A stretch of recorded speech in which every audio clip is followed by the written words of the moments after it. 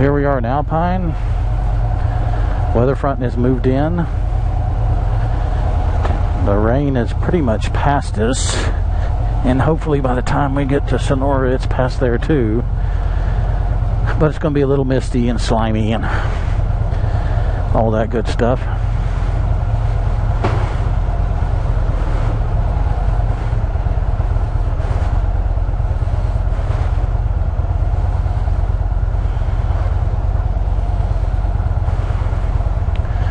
Got a bunch of layers on. Of course, immediately overheated. Got to get moving.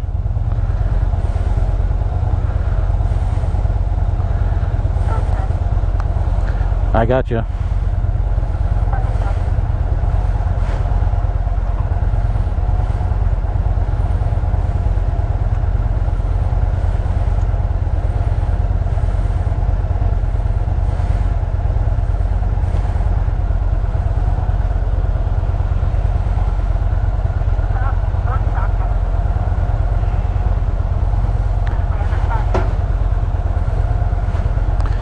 Getting ready to go down the driveway of death.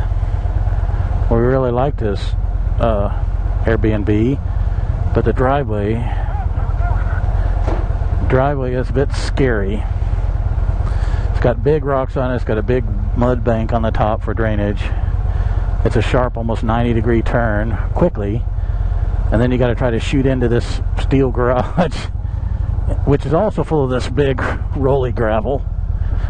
So it's especially last night, it was a little extra adrenaline. All right, starting to starting to mist again, and the ceiling's coming back down to the ground. So we're going to get another little shellacking. We're not going to be out of it. We're going to be riding in the fog most of the way, I would guess.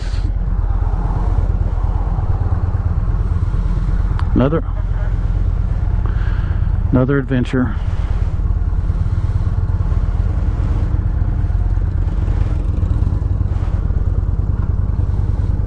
And my glasses are fogged up. Yay!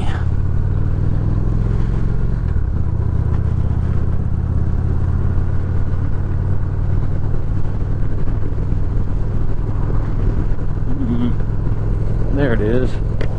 Fog up. As you can see, we caught back up to the rain. I was hoping for just a little bit of a mist. This got in to be a full-fledged rain. It's 51 degrees. I didn't have my rain jacket on. One, because I didn't think it was going to start busting out raining, and two, I thought my jacket was more waterproof than it was. So anyway, by the time we got to Fort Stockton, my arms were soaked, freezing. It was like 51 degrees all the way. We were about the time we got there to fill up with gas, we were about ready to quit. There was a little hotel right next to it, and all we could think about was getting into a warm shower and getting out of this cold. But we went across the street and ate some barbecue, and in the meantime, the rain stopped.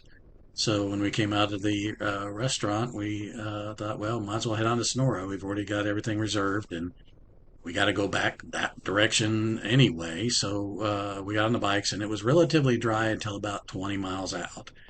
The whole time I was watching the thermometer on my bike. It was saying 51, 51. And finally it broke over to 52, and I swear it felt like summer. And then it went 53, 54. Man, I was having a whole cheer session there. I was cheering it on. Hopefully get us up to 61, just 61, please. And about 20 miles out, saw the temperature starting to drop again. I looked ahead, about a half mile ahead, you could just see the wall of rain. And here we go. And the temperature luckily didn't go down any further than 55, but we hit the rain. And for the next 20 miles, it was just in the rain again.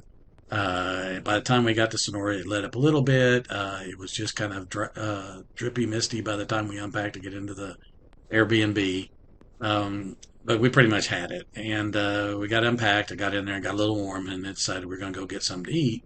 Saw a Mexican restaurant down in town, not too far away, about a third of a mile away. I think it's called Layla's. And we get out, we start walking there, and these ladies drive by in a van, and they roll down their window and tell us that there's a ladies' night out going on, and that I could go too. So apparently the businesses were having something to do with the Chamber of Commerce and we're having a ladies' night out and we're having snacks and wines and all that sort of stuff. And we said no, thank you. We've been on the bikes all day. All we want to do is go down to this restaurant and eat. They said, well, that restaurant you got to cross the main road. Why don't we just give you a ride? Okay. So the ladies let us in their van and drove us down to the restaurant. It was like an Uber, Chamber of Commerce Uber, right to the restaurant, which is really nice. We had a really nice meal in the restaurant inside a warm restaurant, and walked back to the Airbnb and then just kind of settled in because we had had enough of the cold. We started looking up on we were going to go to the Sonora Caverns, and we started looking it up. And apparently you have to buy it online. You can't just go there and buy the tickets. I guess you buy it and show proof on your phone that you did it, and they let you in. Anyway, during that, Melissa discovered that it's 85 degrees inside that cavern. That sounds really nice. However, we're wearing layer upon layer of clothing to try to stay warm.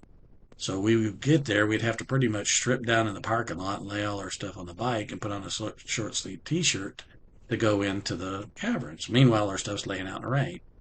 So we decided not to. So we went straight on to Round Rock.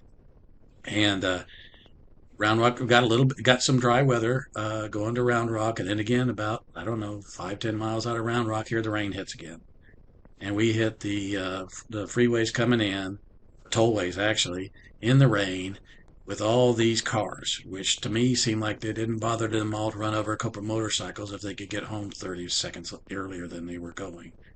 It's been a while since we've been almost 10 years out of Dallas, and I'd forgotten what the traffic was. Well, I hadn't forgotten, but I hadn't been used to the traffic. But I swear Round Rock has more cars than DFW. So we got in and settled in, stayed with our friends, got up the next morning, and it was 61 degrees. I thought, oh man, this is great. 61 and dry. Still overcast, but dry. And we started heading out towards Lindale from Round Rock. We were going to stay there overnight and then do the final day in home. And right about Hearne, Texas, Melissa's clutch said, nope, no more. Not going to do anything.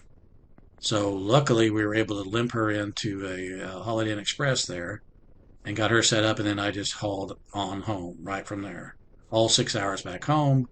Got a little bit of sleep, got at 4:30 the next morning, came back and got her, and then went back to home. So pretty much the rest of our trip is what you're seeing on the screen right now, rain, followed up by a recovery operation to get us all back home on the 10th day. Overall, it was a great trip. We did 2,140 miles. Uh, it was saw a lot of great stuff. It could have done without the rain, of course, and could have done without the clutch going out, of course. However, overall, I mean, stuff happens on these trips. Always does. Usually rain. So overall, it was a good trip. We're going to end the video series right here because there really isn't anything else to see. Hope you enjoyed watching it with us and sharing a little bit of our vacation. I would highly recommend going out to the Big Bend area if you've never been. It is striking scenery, something you don't see every day.